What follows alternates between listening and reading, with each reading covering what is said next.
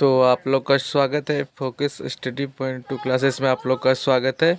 तो हम लोग आज के जो इस वीडियो में जो कवर करेंगे, तो स्वागत है आप लोग का। तो चलिए हम लोग को जो आज का जो इस वीडियो में हम लोग टॉपिक जो कवर करेंगे वह है प्रकाश का अपवर्तन। अपवर्तन क्या है जानेंगे तथा इसका माध्यमों पर हम चर्चा करेंगे। दूसरी बात कि हम इससे पहले कराए हुए हैं सोशल साइंस का हम सीरीज़ एक चला रहे हैं, जिसमें से हम लोग शायद 7-8 वीडियो बनाएंगे। ठीक है, यानी कि सब में 25 क्वेश्चन 30 क्वेश्चन रहेगा। आप लोगों को ज़रूर कि 2026 बोर्ड एग्जाम के लिए बहुत इंपॉर्टेंट रहेगा। ठीक है, तो हम इससे पहले इसी चैनल पर कराया हुआ है 2 वीडियो अभी सोशल साइंस का डाला हुआ है, यानी कि एसएसटी का, और साइंस का ही करा रहा हूँ ज़्यादा इसमें आपको साइंस का वीडियो मिलेगा, तो आप उसको ज़रूर देखिए। सब्जेक्टिव भी कराए हैं और ऑब्जेक्टिव भी कराए हैं। ठीक है, तो उसको ज़रूर देखिएगा, इसी चैनल पर मिलेगा। और चैनल को सब्सक्राइब कीजिए, अभी से लेके लास्ट तक आपके साथ हम रहेंगे। ठीक है, तो चलिए शुरू करते हैं प्रकाश का अपवर्तन। प्रकाश का अपवर्तन को समझने के लिए पहले कंसेप्ट को सीखते हैं। ठीक है, उसके बाद प्रकाश का अपवर्तन पे आएंगे। कंसेप्ट से जुड़ा हुआ है प्रकाश का अपवर्तन, तो जानेंगे। ठीक है, चलिए हम न्यू पेज ले लेते हैं। तो देखिए प्रकाश का अपवर्तन को समझने के लिए देखिए, आप एक कांच का गिलास लीजिएगा। क्या? कांच का गिलास। थोड़ा और इंक छोटा कर लेते हैं।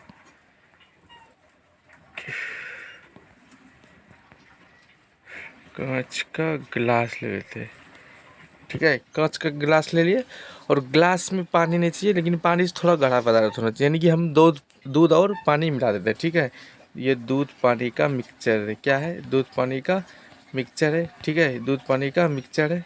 चलिए, यह दूध और पानी का मिक्सचर है। दूध पानी का मिक्सचर है इसमें। ठीक है, यानी कि पानी से थोड़ा गहरा लेना है। ठीक है, अब इसमें आपको क्या करना है, ये कांच का गिलास। अब इसमें क्या करना है आप लोग को, एक होता है लेजर पॉइंटर, यानी कि एक प्रकाश होता है। ठीक है, उसमें प्रकाश देने वाला, तो अब हम इसे प्रकाश भी बोल सकते हैं। तो ये हो गया लेजर पॉइंटर। लेजर पॉइंटर, ठीक है, ये लेजर पॉइंटर हो गया। जब इस पर आप प्रकाश डालिएगा ना, इससे प्रकाश पानी में, यानी कि दूध और पानी के मिक्सचर में जब पानी प्रकाश डालिएगा, यानी कि लंबवत डालिएगा। जैसे ये हो गया टॉर्च, इससे आप लंबवत डालिएगा प्रकाश, तो ये पानी के अंदर तो दिखाई पड़ेगा।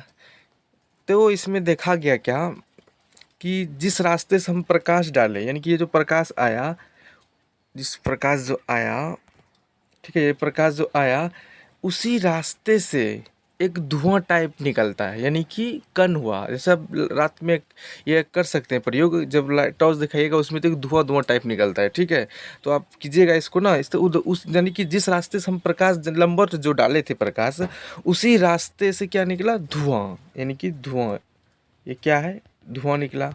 ठीक है, उसी रास्ते से धुआं निकला, यानी कि दिशा सेम है। यानी कि जिस प्रकाश में हम प्रकाश को लंबवत डाले, उसी दिशा से क्या निकल रहा है? धुआं। ठीक है, यानी कि दिशा दोनों का सेम हुआ, प्रकाश का भी दिशा सेम हुआ, जिस डाले लंबवत जो, और धुआं जो निकला उसी रास्ते से निकला, यानी कि दिशा सेम। ये क्या है?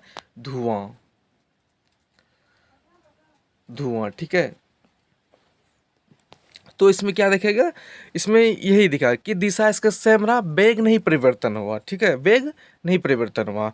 तब दूसरा इसमें क्या प्रयोग देखा गया?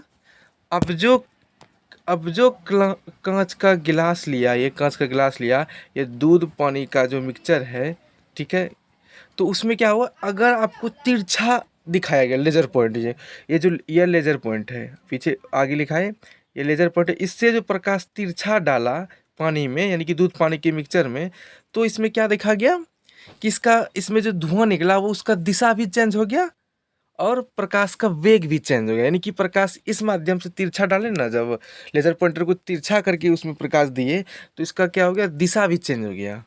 यानी कि इस पॉइंट पे दिशा दे तो दिशा भी चेंज हो गया, और इसका जो धुआं निकलता था वो भी चेंज हो गया, यानी कि वेग भी इसका चेंज हो गया, दोनों चेंज हो गया। इसी तिरछा जो डाले हम प्रकाश को एक कांच के गिलास दूध और पानी के मिक्सचर में, तो वेग और दिशा दोनों चेंज हो गया। वेग और दिशा दोनों चेंज हो गया। ठीक है, वेग और दिशा दोनों चेंज हो गया। दिशा चेंज दोनों हो गया, ठीक है। इसी घटना को सर्वप्रथम देखा गया, तो इस घटना का नाम दिया प्रकाश का अपवर्तन नाम दिया, ठीक है। अब कहेंगे कि तो इस माध्यम से समझाए, अब हम आप लोग को दूसरा विधि समझाते हैं। ये तो हो गया जब पहली बार प्रकाश को अपवर्तन को देखा गया था, किस तरह इसका नामकरण हुआ, प्रकाश का अपवर्तन नाम दिया गया, इन्हें कैसे हुआ, ये आपको हम बताएं, ठीक है। तो अब हम इसको लेते हैं ग्राफिकल विधि, यानी कि ग्राफ के माध्यम से कैसे समझे प्रकाश का अपवर्तन को, ठीक है। तो चलिए ग्राफ के माध्यम से प्रकाश का अपवर्तन जानते हैं क्या है, ठीक है।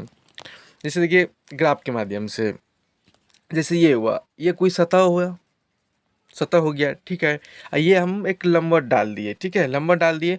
जब इधर से कोई प्रकाश तिरछा डाले, लंबवत नहीं डाले प्रकाश, ठीक है, क्या डाले, तिरछा, ये प्रकाश तिरछा डाले तो इसका क्या हो गया, दिशा चेंज हो गया, यानी कि ये किसी और दिशा में मुड़ गए, ठीक है। और इसका वेग भी परिवर्तन हो गया, वेग देखिए इधर से आ रही थी, फिर इधर से वेग परिवर्तन हो गया, ठीक है।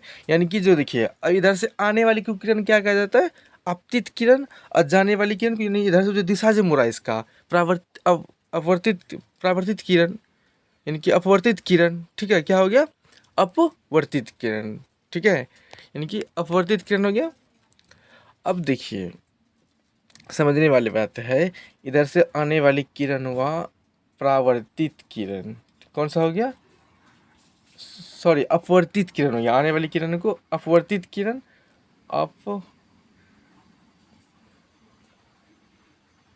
किरण, यानी कि आप समझिएगा, ठीक है ना, आने वाली किरण को अपवर्तित किरण, यानी कि अपवर्तित किरण यानी कि आने वाली किरण तथा अभिलंब, ये क्या है, अभिलंब, इसके बीच के कोण को कहा जाता है आपतन कोण, क्या कहा जाता है, आपतन कोण, यानी कि कोण आई, ठीक है, कोण क्या कहा जाता है, आई। और इसके जो गया, यानी जिसका दिशा चेंज हुआ, इसका वेग परिवर्तन हुआ, जो प्रकाश गया, उसके बीच का कोण क्या हो गया, यानी कि परावर्तित किरण तथा अभिलंब के बीच बने कोण को परावर्तन कोण, यानी कि कोण, सॉरी कोण आई कोण आर, ठीक है, ठीक है। ये यही वो ग्राफिकल माध्यम पे समझना। और इसको पहला माध्यम मान लेते हैं, पहला माध्यम या दूसरा माध्यम, या आप दूसरा माध्यम नहीं मान सकते तो इसे सघन, इसे विरल, ठीक है। तो आइए हम लोग बढ़िया से समझे प्रकाश का अपवर्तन क्या है, कैसे इसको देखा गया, ये भी हम इस वीडियो में देखें। तो अब इसका डेफिनेशन ठीक जान लेते हैं, ठीक है, प्रकाश का अपवर्तन क्या है, उसके बाद हम लोग ग्राफिकल के साफ साफ फिगर को देखेंगे, ठीक है। चलिए तो अब जानिए प्रकाश का अपवर्तन जानिए, कहता है कि एक माध्यम से जब कोई प्रकाश होगा, जब कोई प्रकाश, थोड़ा टाइपिंग मिस्टेक कर देता है,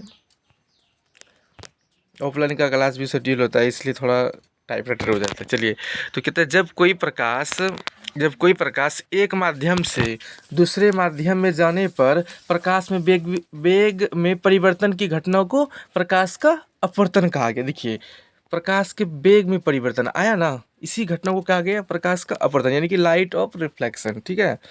तो हम लोग जान गए ठीक से, इधर हम लोग समझे भी वेग कैसे परिवर्तन हुआ था, दिशा भी कैसे परिवर्तन हुआ था, समझे थे। ये आप लोग स्क्रीनशॉट ले लीजिए या तो उतार लीजिए कहीं, ठीक है। बोर्ड एग्जाम में पूछा हुआ क्वेश्चन है, कभी कभी पूछता है प्रकाश का अपवर्तन क्या है, तो आपको लिख देना है। अब इसका हम फिगर समझते हैं, साफ साफ फिगर भी समझाए, हम दो माध्यम से समझाए। एक कांच का ग्लास लेके समझाए, जो कि पहली बार प्रकाश को अपवर्तन का नामकरण हुआ था, देखा गया था किस तरह हुआ। दूसरी इसका ग्राफिकल विधि है, यानी कि ग्राफिकल विधि को भी हम समझाए।